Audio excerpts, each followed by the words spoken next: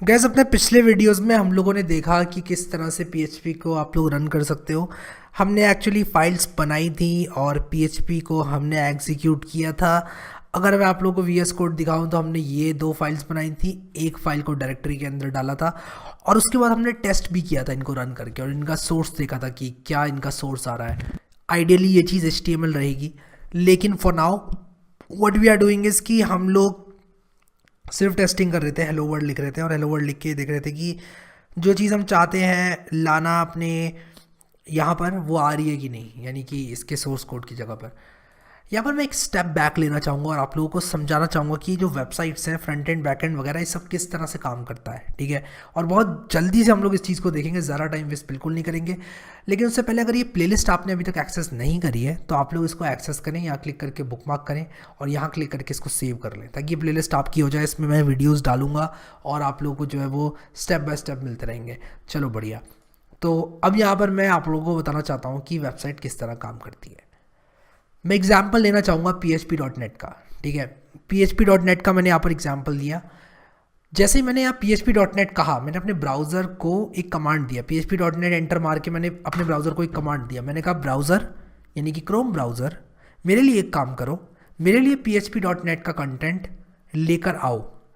तो ये क्या करेगा, ये देखेगा कि PHP.net का कंटेंट किस IP पर है, उस IP पर मौजूद सर्वर तक पहुंचेगा।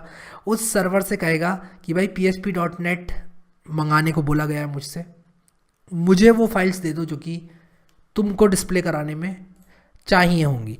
तो वो क्या करेगा, अपना एग्जीक्यूशन करके फाइनली क्या करेगा, ये फाइल्स जो है आपको दे देगा और वो कुछ इस तरह से दिखाई देंगी। आप लोग देख सकते हो ये HTML है, हाइपर टेक्स्ट मार्कअप लैंग्वेज। अगर आप लोगों को नहीं मालूम हाइपर टेक्स्ट मार्कअप लैंग्वेज, थोड़ा सा हम लोग डिस्कस करेंगे और बिल्कुल भी आपको टेंशन लेने की ज़रूरत नहीं है क्योंकि HTML इतनी सिंपल है कि आप लोगों को कोई प्रॉब्लम होगी नहीं। तो ये सारा का सारा कंटेंट कुछ इस तरह से HTML में रैप होके आता है। उसी के साथ साथ कुछ जावास्क्रिप्ट फाइल्स हैं, आप लोग देखो यहाँ पर। ये कॉम्प्रेस्ड जावास्क्रिप्ट है, एक्चुअली ये jQuery है कॉम्प्रेस्ड, तो उसकी टेंशन बिल्कुल ना लें आप। उसी के साथ साथ ऊपर अगर आप लोग जाओ तो कुछ इमेजेस वगैरह भी दिख सकती हैं आपको।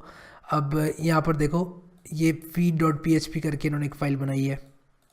तो यहाँ पर अगर आप लोग देखोगे तो कई चीज़ें आप लोगों को देखने को मिलेंगी। इन्होंने PHP फाइल्स बनाई हैं, इन्होंने फिर थीम medium.css कुछ चीज़ें इन्होंने यहाँ पर जो है CSS फाइल्स के तौर पे डाल रखी हैं, ठीक है।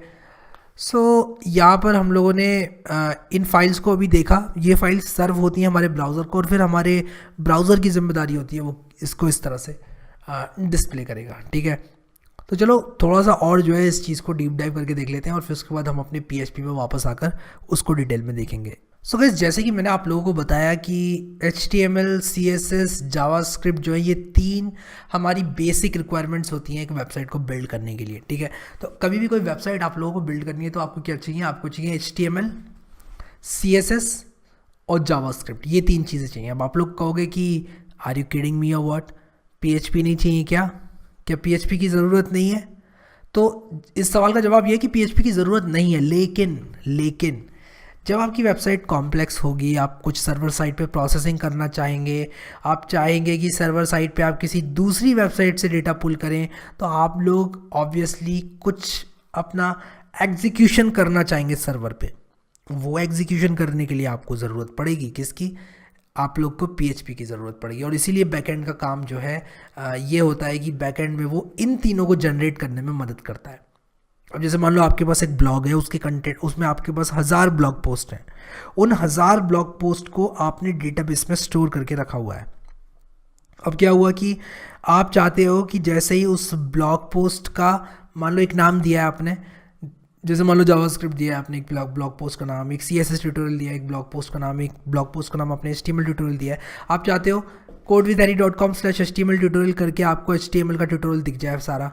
तो ये करने के लिए आप अपनी PHP लिखोगे, PHP में आप उस डेटाबेस से डेटा पुल करने की स्क्रिप्ट को लिखोगे और उसी के साथ साथ आप क्या करोगे, आप सेंड कर दोगे as a response HTML, CSS और जावास्क्रिप्ट का कॉम्बिनेशन, और वो HTML में रैप्ड होगी।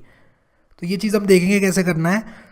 लेकिन फाइनली जो फाइनल आउटपुट जो भेजा जाएगा एज अ रिस्पॉन्स, वो भेजा जाएगा HTML, CSS और जावास्क्रिप्ट का कॉम्बिनेशन। ऑब्वियसली HTML के अंदर कुछ इमेजेस हो सकती हैं, इमेज फाइल्स हो सकती हैं और हो सकता है कोई डाउनलोडेबल पीडीएफ फाइल्स हों, और भी कई तरह की फाइल्स हो सकती हैं, टेक्स्ट फाइल्स हो सकती हैं, कुछ ईएक्सी फाइल्स डाउनलोड करने के लिंक्स हो सकते हैं। तो वो सब चीज़ें जो है एम्बेड करके भेजी जा सकती हैं। अब HTML CSS और जावास्क्रिप्ट का क्या रोल है, इसको एक एग्जांपल की मदद से समझ लेते हैं। देखो यहाँ पर मैंने एक कार बनाई हुई है।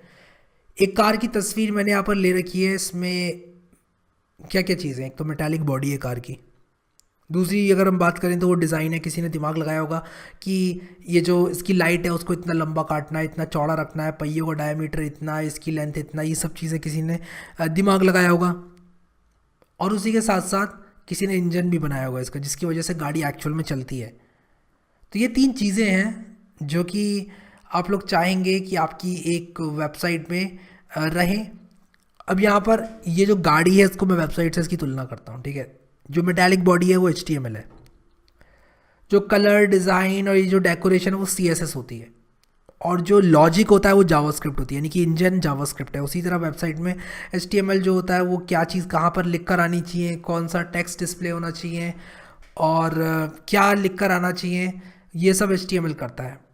CSS क्या करता है, डिज़ाइनिंग करता है, किस कलर का टेक्स्ट आएगा, बैकग्राउंड में क्या कलर रहेगा, क्या कोई बैकग्राउंड इमेज रहेगी या नहीं रहेगी, वो सारी चीज़ें CSS करता है। और जावास्क्रिप्ट क्या करता है, जावास्क्रिप्ट इंजन, यानी कि आपका जो जैसे मान लो आप किसी बटन पे क्लिक करने पर एक अलर्ट बॉक्स देखना चाहते हो, यानी कि इवेंट लिसनर्स, वो सारी चीज़ें आप जो जावास्क्रिप्ट से कर सकते हो। और उसी के साथ साथ आप चाहते हो कि अगर किसी ने राइट क्लिक किया या ड्रैग किया किसी एक चीज़ को दूसरी चीज़ के ऊपर तो कुछ होना चाहिए, तो वो सब जावास्क्रिप्ट हैंडल करती है, ठीक है। तो ये था हमारा एक फ्रेंडली एग्जांपल। अब वेबसाइट, जो कि मैंने बात बताई कि वेबसाइट कैसे काम करती है, इसको ज़रा जल्दी से समझ लेते हैं। सबसे पहले क्या होगा, एक क्लाइंट होगा, उसके बाद अपना लैपटॉप होगा। क्लाइंट अपने लैपटॉप से एक वेबसाइट रिक्वेस्ट करेगा, वेब सर्वर के पास जाएगा, बोलेगा मुझे www.google.com दे दो, ठीक है।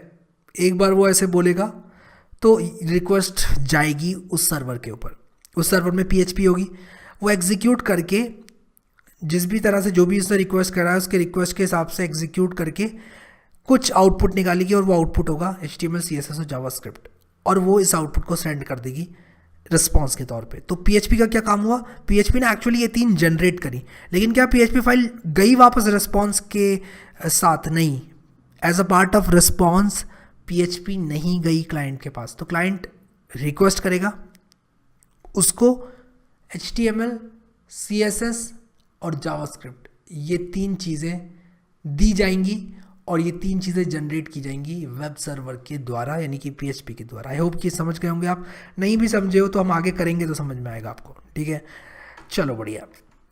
अब यहाँ पर ये जो PHP है ये आपकी कोई और प्रोग्रामिंग लैंग्वेज भी हो सकती थी बैकएंड की, Node.js हो सकती है, Django हो सकती है, पाइथन की फ्लास्क हो सकती है, कुछ भी हो सकती है यहाँ पर, ठीक है। तो कोई नहीं आ जाए आगे हो सकता है, लेकिन PHP is good enough, PHP is awesome, PHP is easy, ठीक है। तो इसलिए हम PHP यूज़ कर रहे हैं यहाँ पर, ठीक है। आगे बढ़ते हैं और HTML की रूल की बात करते हैं। अब आपको अगर HTML नहीं आता तो मैं कहूँगा आने की ज़रूरत भी नहीं है, कि HTML में कोई ऐसा है ही नहीं चीज़ की आने का कुछ जो है बहुत ज़्यादा उसमें हो। HTML में सिर्फ टैग्स होते हैं, एक मार्कअप लैंग्वेज है, एक स्टैंडर्ड मार्कअप लैंग्वेज है जिसमें कि आप लोग कहाँ पर बोल्ड करना है, कहाँ पर पैराग्राफ स्टार्ट करना है, कहाँ पर एक डिवीजन लगाना है, वो टैग्स होते हैं, उसके अंदर आपको अपना कंटेंट रैप करना होता है। फिर एक बेसिक सिंटेक्स होता है हेड बॉडी टाइटल का, दैट्स इट। उसके अंदर ये जो HTML फाइल है इसके अंदर आपकी CSS जावास्क्रिप्ट सब कुछ एम्बेड होकर भेजी जाती है, यानी कि अगर आप harry.html भेज रहे हो तो उसके अंदर जावास्क्रिप्ट और CSS दोनों हो सकती हैं, ठीक है। आई होप कि ये चीज़ क्लियर हो गई होगी आपको, कैसे होगी उसके अंदर CSS और जावास्क्रिप्ट आगे देखेंगे, ठीक है। और ये जो HTML फाइल है जिसके अंदर CSS और जावास्क्रिप्ट दोनों हैं, ये पूरा पैकेज कौन जनरेट करता है, PHP जनरेट करती है। Role of CSS stands for cascading style sheets, और it is use to handle the presentation of web page, यानी कि किस तरह से आपकी वेबसाइट का डिज़ाइन दिखेगा। आपकी वेबसाइट इसकी मदद से मॉडर्न दिखेगी, आपकी वेबसाइट इसकी मदद से ब्यूटीफुल दिखेगी, आपकी वेबसाइट इसकी मदद से अलग अलग तरह के कलर ले सकती है। आप लोग इसमें कुछ एनिमेशन भी बना सकते हैं CSS3 की मदद से, तो वो भी हम लोग देखेंगे। फाइनली जावास्क्रिप्ट, इसका क्या रोल है, जावास्क्रिप्ट का रोल है कि ये आपके क्लाइंट साइड में जितना भी लॉजिक है उसको हैंडल करेगी। तो अगर क्लाइंट साइड में आप लोगों ने लॉजिक लिखा हुआ है, तो वो आपका जावास्क्रिप्ट की मदद से हैंडल किया जाएगा।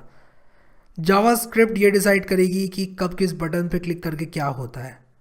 अगर आप लोगों को एजेक्स वगैरह यूज़ करना पड़ गया, यानी कि बिना पेज को रिलोड किए कंटेंट लाना पड़ गया अपनी PHP से, तो वो आपको जावास्क्रिप्ट उसमें मदद करेगी।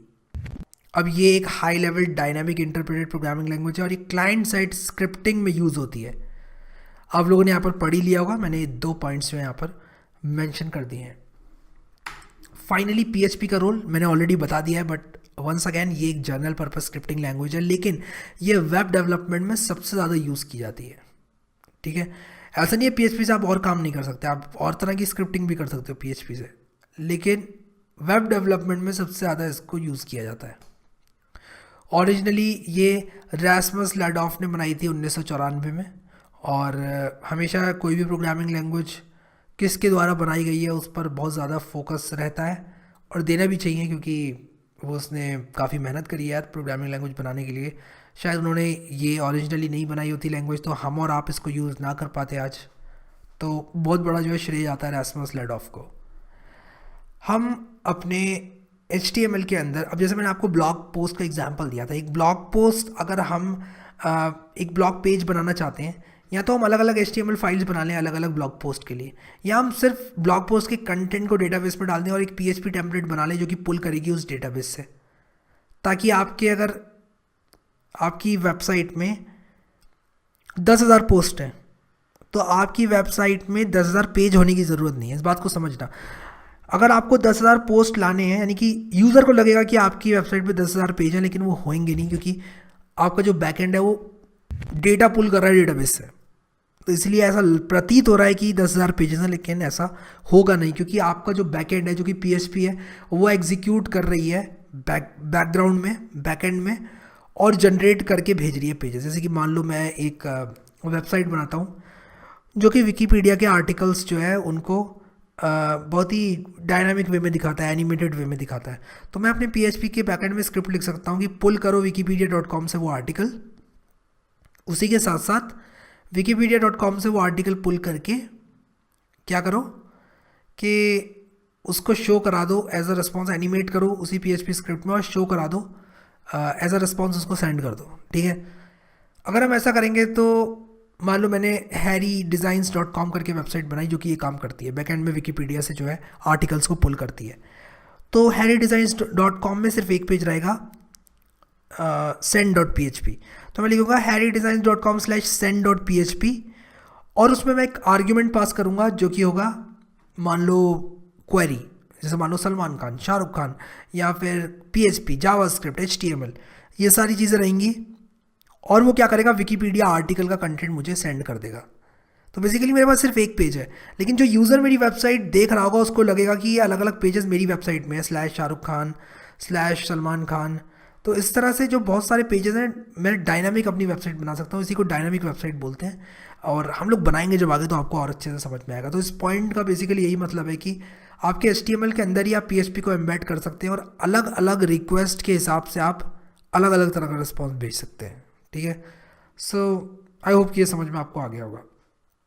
तो ये PHP थी, PHP का रोल था। HTML CSS जावास्क्रिप्ट का रोल मैंने आप लोग को ऑलरेडी बता दिया है।